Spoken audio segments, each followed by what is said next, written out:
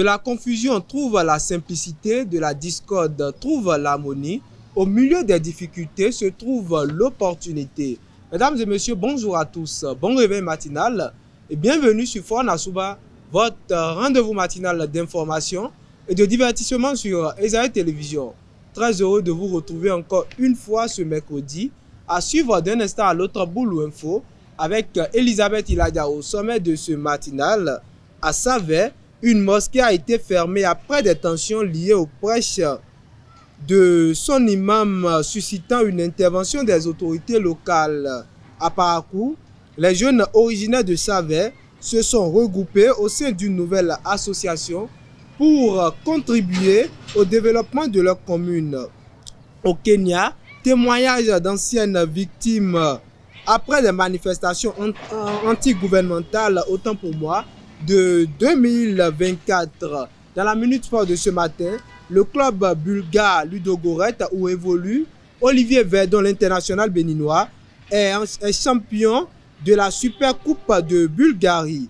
Grasshopper, accroché avec Imran Hassan en Super League de Suisse, une première titularisation ratée pour l'international béninois et ancien de l'Autopopo. En tennis, le Bénin bat la Lettonie et accède au groupe mondial lors des playoffs Coupe Davis 2025. Après Boulou Info et la Minute Sport, on va poursuivre avec l'astuce santé. Pour ce matin, Sylvie Dedeu nous donnera 3 astuces pour lutter contre les boutons et taches en utilisant le miel. L'artiste du jour sera avec Elvik Umbetoro, mais l'artiste de ce matin n'est pas un artiste musicien, mais un peintre et son nom est Yous Atakora. Voilà le statut de Forum Asuba de ce matin. On démarre sans plus tarder avec Boulou Info et la Minute Sport.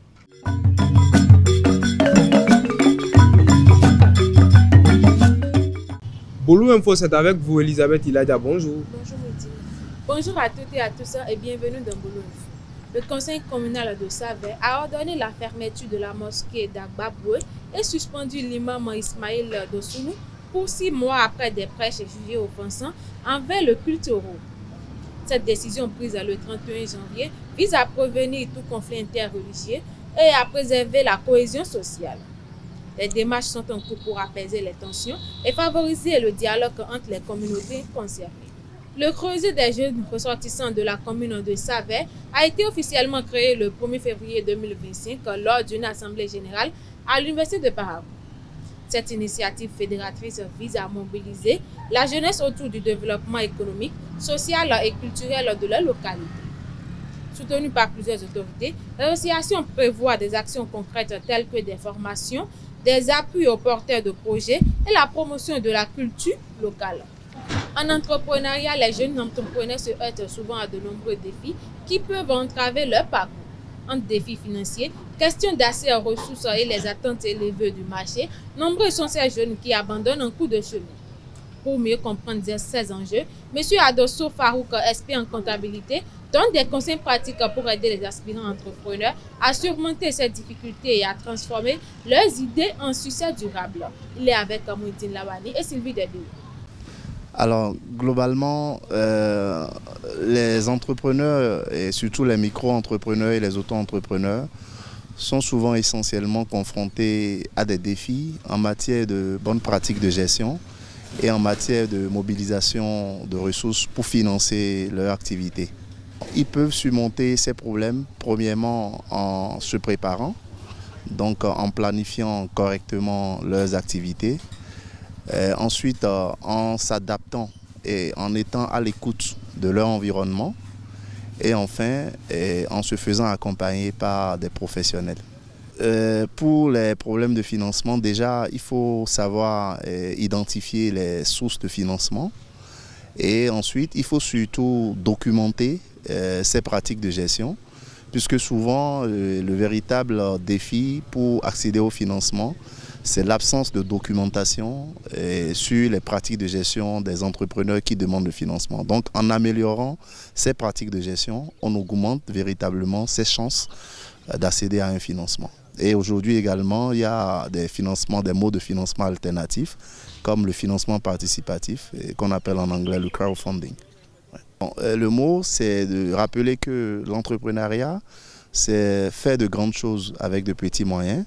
Et c'est un parcours qui est très exigeant et qui demande beaucoup d'autodiscipline. Hors de nos frontières, à Goma, dans l'est de la RDC, au moins une centaine de camps ont été inhumés lundi 3 février 2025 après les combats de la semaine dernière entre l'armée congolaise et le groupe armé M23. Les dépouilles apportées par la Croix-Rouge ont été enterrées au cimetière d'ITG sous les regards attristés des habitants. Parmi eux, certains recherchent encore leurs proches disparus, tandis que d'autres dénoncent le lourd tribut humain du conflit. Et pour finir, depuis les manifestations de juin et juillet dernier, 89 personnes ont été enlevées au Kenya et 29 restent portées disparues selon la Commission des droits humains. Dimanche, plusieurs victimes libérées ont témoigné des tortures et intimidations qu'elles auraient subies, dénonçant des pressions persistantes. Parmi elles, le militant Bob Ndjadji et les frères Jamil et Asla Longton, enlevés en août 2024 et disparus pendant 32 jours, disent encore vivre dans la peur. C'est tout pour l'info de ce matin. Merci de nous avoir suivis. Merci à vous, Elisabeth Iladia, pour l'actualité matinale. À présent, chers internautes, Elvik Ngbeto pour la Minute Sport.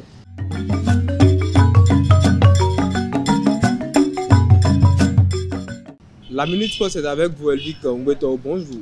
Bonjour, Mouidine Lawani. Amis internautes des télé, bonjour.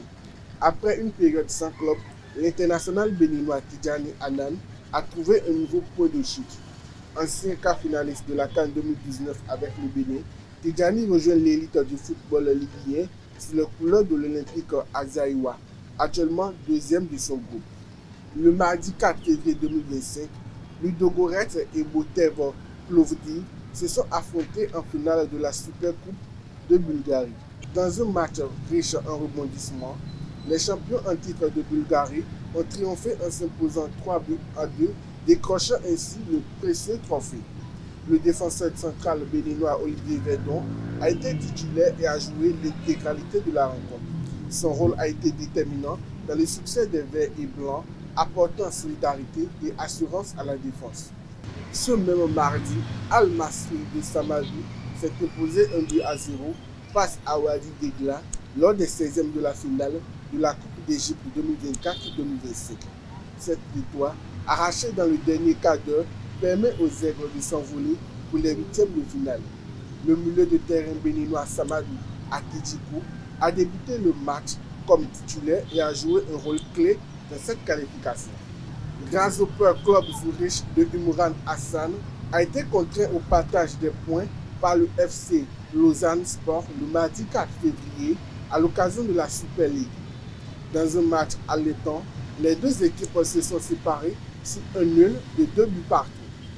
Le Guépard a connu sa première titularisation avec le club suisse pour son deuxième match officiel. Il a disputé l'intégralité de la rencontre. Et pour boucler la Minute Sport en tennis, lors des play-offs du groupe mondial 2 de la Coupe Davis 2025, le Bénin a affronté la Lettonie dans un duel intense. Après 2 jours de compétition, le Bénin s'est qualifié grâce à une victoire décisive de Sylvestre Mounou. Le Bénin a remporté 3 matchs contre 2 pour la Lettonie, décrochant ainsi son ticket pour le groupe mondial 2. La rencontre décisive a vu Mounon battre Daniel Tens, assurant la qualification du Bénin. Le tournoi avait débuté avec une victoire en double du duo béninois Alexis Clébou et Prince Gandonou. Cependant, Patrick Kalom Agbo Panzo a été défait par Robert Stroman lors de la rencontre suivante.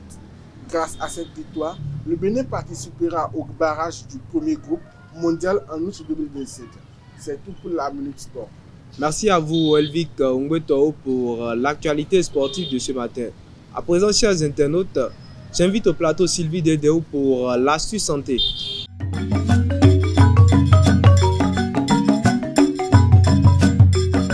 L'astuce santé, c'est avec vous, Sylvie Dedéo. Bonjour. Oui, Dinarani, bonjour. Bonjour à tous et bienvenue sur votre rubrique Astuce santé.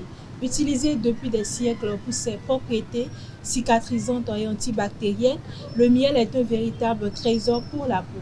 Grâce à ses enzymes et nutriments, il aide à éliminer les impuretés, à apaiser les inflammations et à atténuer les taches. Découvrez comment l'intégrer dans votre routine beauté pour trouver une peau nette et éclatante. Astuce numéro 1, masque au miel pur. Appliquez une fine couche de miel sur votre visage, laissez agir 15 à 20 minutes, puis rincez à l'eau tiède. À faire 2 à 3 fois par semaine. Astuce numéro 2, miel et citron. Mélangez une cuillère à soupe de miel avec quelques gouttes de jus de citron. Appliquez sur les taches, laissez poser 10 minutes puis rincez. Astuce numéro 3, miel et cannelle. Pour les peaux à tendance acnéique, mélangez une cuillère de miel avec une pincée en cannelle, appliquez en masque 10 minutes avant de rincer. Ces remèdes aident à purifier la peau, réduire l'inflammation et éclaircir les taches progressivement. C'est tout pour l'astuce santé de ce matin. Merci de nous avoir suivis. À très bientôt. Merci à vous Sylvie Dedeo pour l'astuce santé de ce matin. À présent, chers internautes, on retourne du côté de Elvic Umbetao pour l'artiste du jour.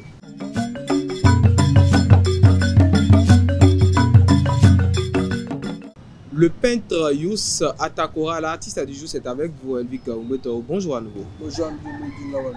Amis internautes des Aïe Télé, bonjour à nouveau. Youss Atakora, de son vrai nom Youssouf Atakora, il est un artiste peintre autodidacte né le 10 février 1988 à Djougou, au Bénin. Sa passion pour l'art l'emporte sur le désir de ses parents de le voir apprendre la soudure. Très tôt, il imprime une particularité à son art. Ses œuvres se caractérisent par un mélange de couleurs vives et la présence d'une araignée qui revient constamment pour tisser les liens entre le présent et le passé et surtout pour reconstruire le visage des héros qui ont lutté en faveur de l'Afrique et du peuple noir. Panafricain dans son engagement, Youss est sans doute l'un des artistes émergents originaires du nord du Bénin, les plus en vue sur la scène artistique béninoise. Il emprunte à l'histoire des mots, des images et des gestes pour son combat au service de la dignité de l'Afrique et sa diaspora. Il a exposé au Bénin, en Allemagne, au Congo-Brazzaville, au Canada et au Burkina Faso. C'est tout pour Youss Atakora.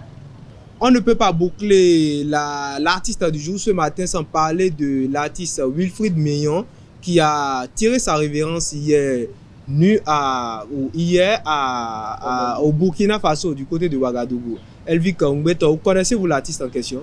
Oui, je connais Willy Meillon. Tous les Béninois connaissent Willy Meillon. C'est un artiste qui a fait beaucoup pour la scène béninoise, qui a fait beaucoup pour le monde de la musique au Bénin. Donc, si quelqu'un dit qu'il ne connaît pas Willy Meillon, cette personne pêche contre la musique béninoise. Connaissez-vous une chanson de Willy Meillon en question? Je connais beaucoup de chansons de Willy Meillon. Je n'ai pas une bonne voix pour chanter, mais on profite de l'occasion pour souhaiter nos condoléances à sa famille, à ses fans, à ses proches, tous ceux qui l'ont vu défiler sur nos scènes béninoises. Et nous souhaitons beaucoup de condoléances surtout à ses fans, à ces personnes qui l'ont vu quitter ce monde si tôt. Nos condoléances également à la famille de l'artiste en question, l'artiste Wilfried Meillon. Merci à vous Elvic Umbetao pour l'artiste du jour de ce matin. À présent, chers internautes, parlons-en avec Elvic Umbetao et Sylvie Dedeo.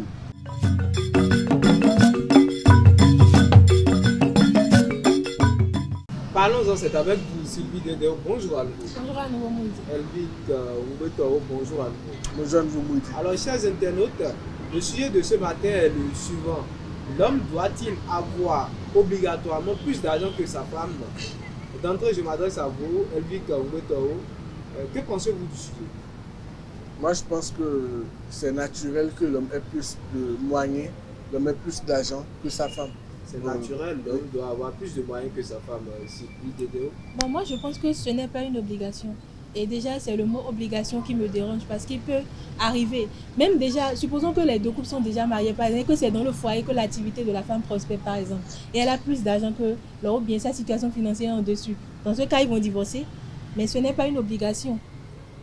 Déjà, si l'on peut assumer les responsabilités qui n'incombent en tant qu'homme, alors c'est déjà bon. Sylvie, vous voulez avoir plus d'argent que votre mari, vous? Bon, en tout cas, on ne prévoit pas. Ça dépend en tout cas, ça dépend de ce que Dieu met sur chaque personne. Donc, ça dépend de ce que Dieu met sur chaque personne. Il peut y arriver que cette situation-là, en tout cas, ça m'arrive par exemple. Mais dans ce cas, cela ne veut pas dire que parce que j'ai plus d'argent que l'homme en question, que je ne vais pas le respecter. Vous êtes sûr? Je suis très sûre. Elvic, que pensez-vous l'argumentation de c'est sur ça que je voudrais revenir. Vous savez, lorsque la femme est plus riche que son mari, d'abord, il n'y a pas le respect. Elle dit simplement que je vais le respecter, si c'est ça. Il n'y a pas le respect. Elle se croit déjà supérieure à son mari parce qu'elle a plus de moyens que lui. Elle se dit je suis aisée. Elle va jusqu'à dire que je suis indépendante sur tous les plans. Parce que j'ai plus de moyens que mon mari. Je peux faire ce que je veux. Je n'ai pas besoin d'aller vers mon mari avant de faire telle ou telle chose. Et il n'y a pas le respect. Et vous allez voir à tout moment, elle sera en train de crier sur l'homme pour rien du tout. Pour une petite chose maintenant, elle fait tout. Après tout, c'est moi qui dépense. C'est ce qu'elle va commencer par dire que c'est elle qui s'occupe de tout dans le ménage. Elle va dire que l'homme ne donne pas tel argent, tel argent. Or, quand cet homme, tu dis que tu es indépendant, cet homme, tu dis que tu veux dépenser, après tu mets toute la faute sur ce dernier. Pour moi, je crois que la situation financière n'a rien à voir avec le respect dans le couple, la moralité. Parce que ça dépend de chaque personne. Il y a des hommes, par exemple, qui sont plus riches que leurs femmes et les femmes ne font rien à la maison. Mais malgré ça, ces femmes en question, leur manque de respect. En fait, je crois que le respect dans un couple, là, ça n'a rien à voir avec la force financière. Il n'y a aucun rapport entre les deux. Aucun. Vous êtes sûr que quand c'est le contraire, il y a des hommes qui sont très riches, non? Et les femmes sont des femmes au foyer qui ne font rien, mais qui ne le respectent pas. Je crois que l'argent, ça n'a rien à voir carrément, quoi. C'est à part. Si tu épouses une femme qui respecte son homme et qui est respectueuse, en tout cas qui a une bonne moralité, alors ces situations, en tout cas ces problèmes ne vont pas survenir. Laissez les bonnes impressions de côté. N'essayez pas de faire bonne impression. Il ne faut pas que quelqu'un va nous mentir sur ma tête. Nous savons tous, nous sommes en Afrique et nous connaissons correctement notre société. Pourquoi beaucoup d'hommes ne veulent pas épouser, d'abord, pourquoi beaucoup d'hommes ne veulent pas épouser une femme qui est plus riche? Parce qu'ils savent que s'ils entrent dans ça là, il n'y aura pas le respect. Ils savent que la femme va toujours se sentir supérieure. Donc, on ne va pas se mettre ici ce matin et se mentir disant que ça dépend de l'éducation. Laissez-moi vous dire que ça n'a rien à voir avec les bonnes impressions ni rien. Parce que j'ai bien donné un exemple. Dans un couple, par exemple, il peut y arriver que l'homme soit plus riche, mais malgré ça, il y a des femmes qui ne respectent pas leur mari. Bien que les maris fassent tout. Jusqu'à, en tout cas, les charges minimes, jusqu'à prendre soin de leur famille. Mais malgré ça, la femme ne respecte pas son mari. Ça n'a rien à voir avec la richesse. Quand tu épouses une femme impolie, c'est qu'elle est impolie, quoi. Laissez elle faire de richesse financière ou bien stabilité ou quoi, là. Laissez ça de côté carrément. C'est peut-être ce que vous pensez. Quand on a l'argent, on est tous d'accord que dans le corps, on est un peu agité. Ah bon? Et les hommes ne sont pas agités quand ils sont riches? Je ne refuse pas. Je ne refuse pas. Ce matin, on parle plus de la femme. On parle plus de la femme quand la femme a plus d'argent que son homme. Est-ce qu'il y a un respect? Puisque déjà c'est naturel dans le foyer, un homme doit dépenser plus que sa femme. Un homme doit faire au moins plus de 50% de dépenses. Pour ne pas dire 80, 90, 90%. C'est à cause de l'égalité que j'ai... Est-ce que moi je me demande par exemple, est-ce la faute de la femme si elle est riche par exemple? Parce que moi je crois que ce n'est pas la faute de la femme. Déjà nous sommes nés dans une génération où chaque personne, en tout cas que ce soit homme ou femme, là on a tous la possibilité d'aller à l'école au même moment, d'acquérir le même diplôme, d'avoir en tout cas le même niveau intellectuel par exemple. Avant, au temps de nos parents, les femmes restaient à la maison, elles vont au champ et tout. Elles ne travaillent pas, elles ne vont pas dans les entreprises, elles travaillent. Supposons que toi femme, tu es dans une entreprise, tu as une promotion et tu gagnes plus que ton mari. Je ne vois pas en quoi cela peut frustrer l'homme. Là, c'est un problème d'ego au niveau de l'homme. Parce que, en tout cas, je crois que ce serait une fierté même pour un homme que sa femme aille de l'avant. Carrément. Moi, ça ne me frustre pas le fait que ma femme est plus que moi et que ma femme ait des promotions, qu'elle évolue. Je dis que moi, de mon côté, je préfère plus. C'est pas que je préfère, je voudrais être plus riche que ma femme pour éviter beaucoup de problèmes. Parce que même sa famille, lorsque tu es plus riche, lorsque la femme est plus riche, même la famille de ta femme, ils ne vont pas te respecter. Mais si la famille de la femme ne sait pas si la femme est plus riche que toi? Moi, je prends un exemple simple. Supposons que tu as épousé une femme, en tout cas, tu dépasses la femme financièrement, par exemple. Vous êtes dans le mariage, 5 ans de mariage, 10 ans après, et elle commence pas à évoluer. Et elle devient plus riche que toi, par exemple. Donc, dans ce cas, vous allez divorcer tout juste parce que cette dernière, elle a évolué financièrement plus que vous. Et déjà, là, vous êtes déjà dans le mariage. Est-ce que dans ce cas, toutes les femmes arrivent à garder le secret? Moi, je crois bien. Si, bon, en tant que femme, par exemple, je peux dire à mes parents que j'ai eu une promotion au boulot, par exemple. Et ça Monsieur ne veut commence pas par dire là. que je vais donner mon Ça salaire. commence. Déjà là où je suis, par exemple, déjà mon salaire, je ne le dis pas à mes parents. Donc, c'est pas quand je serai mariée, dans 10 ans de mariage, par exemple, que j'irai dire à ma maman, ou bien, par exemple, bon, j'ai eu une promotion et mon salaire dépasse celui de mon mari. Mais c'est gauche. C'est mal connaître la femme. Quand, par exemple, il y a un problème dans le couple, dans ce cas, n'allez pas, et voilà, vous voulez un avis, voilà, d'un sage sur le sujet. Ça arrive parfois, les femmes vont en même temps vers la famille ou vers une amie et disent, moi, c'est moi qui dépense dans le foyer. Moi, je dis un truc, tout dépend de comment vous avez fondé votre couple, par exemple, les bases. Dans un couple, il y a la communication, il y a la responsabilité de chaque personne. Déjà, quand vous êtes dans le couple, quand il y a un problème qui survient, vous parlez déjà à deux. Moi, je me dis un truc, déjà quand vous vous rencontrez, il n'y avait pas les parents. Je ne vois pas quel problème peut amener jusqu'à aller voir les parents directement sans discuter avec son homme. C'est que si on doit aller à cette étape-là, c'est qu'on a essayé et il n'y avait plus d'issue, on n'avait plus le choix carrément. Mais des problèmes de base comme ça, on ne peut pas directement aller vers les parents. Laissez-moi vous dire, la médiation n'a plus marché. Quel qu'en soit le fondement, la base d'un foyer, il y aura de ces problèmes qui vont toujours amener la femme, surtout la femme, à se confier à une personne, même s'il n'y a pas un membre de sa famille. Elle va forcément se confier à quelqu'un et ça commence. Et la personne dit, tu vois, non, c'est surtout les femmes qui se concernent entre eux. C'est toi qui dépenses plus que ton mari. C'est toi qui as plus d'argent dans le foyer. Et tu ne peux pas laisser ton mari te faire ça. Comment l'autre en question sait qu'elle dépense plus que son mari?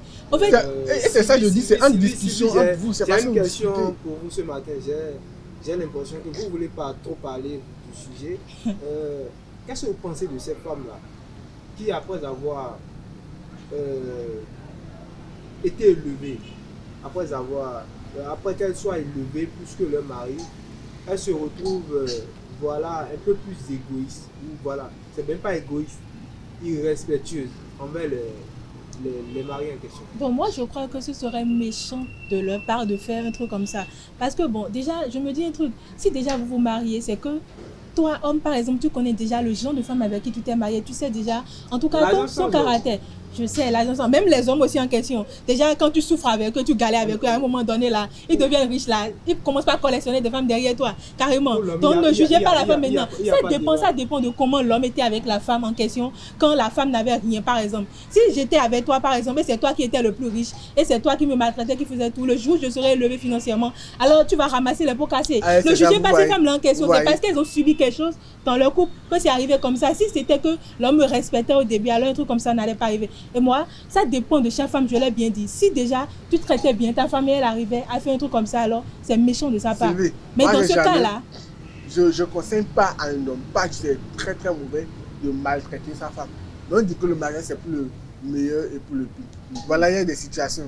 Et elle dit que l'homme a eu par le passé à maltraiter, il n'avait pas bien traité sa femme. Donc lorsque la femme va devenir riche, elle va maltraiter son mari aussi. Le mari va récolter. Je n'ai jamais dit maltraiter. En quelque sorte. Je n'ai jamais dit maltraiter. Mais vous avez dit que l'homme a récolté les pots cassés. Quand on parle de violence, par exemple, dans le couple, souvent ce sont les hommes qui sont levés, on ne voit pas. En tout cas, quelque part, on dit la femme contre son mari, ce sont les trucs comme ça. C'est ce qu'il y a. Mais quand on va prendre sur une échelle de 100%, alors je crois que les hommes sont, en tout cas, sur un pourcentage assez rare, plus que les femmes. C'est très rare de voir une femme frapper son mari. Donc, dans ce cas, quand vous allez. Les hommes subissent un silence. Vous allez sortir dans le dos. Les hommes subissent un silence. On est dans l'ombre, on est caché. Et on est maltraité dans nos ménages et on ne peut pas parler. On va sortir dans le dos. Vous voyez. Elvic, que pensez-vous de ces membres de la famille de l'homme en question qui, quand la femme devient riche ou quand la femme a un revenu plus élevé que son mari, décide ou demande à l'homme en question de divorcer avec sa femme? Je pense que si il arrive que la famille demande ça à l'homme, c'est pas d'abord, moi je ne sais pas conseiller, mais c'est peut-être pour son bien qu'on lui dit ça. C'est pour son mieux. Je comprends pas, la famille demande à l'homme de divorcer de sa femme parce que sa femme est plus stable financièrement. C'est une famille de frustrés là, eux sont vraiment malades dans la famille. Non, c'est pas une famille de frustrés, doucement. Ah, doucement. C'est pour le bien de cet homme qu'on lui dit ça. Parce que j'ai déjà parlé, la femme, elle est capable de tout. C'est comme la femme, elle peut sortir dans le dos à tout moment. Mais comment On le dit dit que- Je crois que dans la On dit famille, ils souvent sont... que Comment on le dit c'est pas- ton argent, c'est mon argent. Ton argent, Sylvie, c'est mon argent. oui, c'est mon argent, mais la femme là, c'est l'argent de l'homme qui est pour la femme. Mais la femme là, son argent, c'est pour elle. La femme, la majorité des femmes ne dépensent pas leur argent sur les hommes comme ça. Moi, Sauf je si elles crois- ont- Mais Bon. il y a des femmes qui sont pas pareilles. Elles disent que- C'est vrai, elles sont rares, elles sont nous pas sommes presque partout. à la fin. Un conseil pour ces femmes-là qui ont moyen ou qui ont des revenus plus élevés que leur mari. Pour moi, déjà, je crois que je ne suis pas la mieux placée pour donner de conseils parce que je n'ai jamais Vous été... êtes une femme dans en un couple. devenir. ou Oui, c'est une vrai. mère en devenir. Mais en tout cas, tout ce que moi je peux conseiller, c'est que quel que soit le statut de la femme, déjà c'est l'homme qui est chef de foyer. Donc quel que soit son niveau financier, en tout cas, Voilà le mot que je voulais depuis et vous n'avez pas voulu faire sortir. quel que soit le statut de la femme, elle doit de respecter son mari. Si elle est incapable de respecter son mari, alors elle n'a rien à faire dans le foyer. Carrément. Voilà, Vic, un conseil pour ces hommes-là. Un conseil pour ces hommes. Pour ces hommes-là qui se retrouvent face à cette situation et qui sont obligés de divorcer. D'abord, avant de leur donner conseil, je vais dire à mes frères, à mes aînés, de faire de leur possible, de se battre, de passer par n'importe quel moyen, surtout légal, hein, pour avoir plus d'argent que les femmes. D'abord, il faut toujours avoir de l'argent plus que sa femme dans un ménage.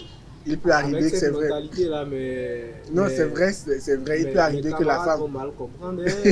Ils vont décider que la femme ne travaille plus. Non, votre femme doit travailler, mais l'homme doit avoir un revenu plus que sa femme. L'homme doit avoir plus d'argent que sa femme dans le foyer. Mais au cas où la femme dépense, la femme gagne plus que son mari, c'est pas déjà un argument, c'est pas déjà pour ça qu'on va divorcer parce que sa femme gagne plus que nous. Parce que Sylvie l'a dit tout à l'heure, il arrive qu'il y a des femmes qui sont respectueuses, des femmes qui sont réellement faites pour le ménage. Quand bien elles gagnent des millions ou bien des milliards, elles sont soumises, elles sont de bonnes femmes, contrairement à d'autres. Donc, et à ces hommes qui vont se retrouver dans ces cas, gérer avec ce que vous avez, essayez de faire évoluer votre couple avec ce que vous avez. Un homme doit-il être obligatoirement plus riche que sa femme? C'est le sujet de Parlons-en de ce matin. Merci à vous, Elvic Nguetao. Merci, Sylvie Dedeo. Chers internautes, c'est tout pour ce rendez-vous matinal. Merci d'être restés avec nous. À demain pour un prochain numéro de Fon Asuba.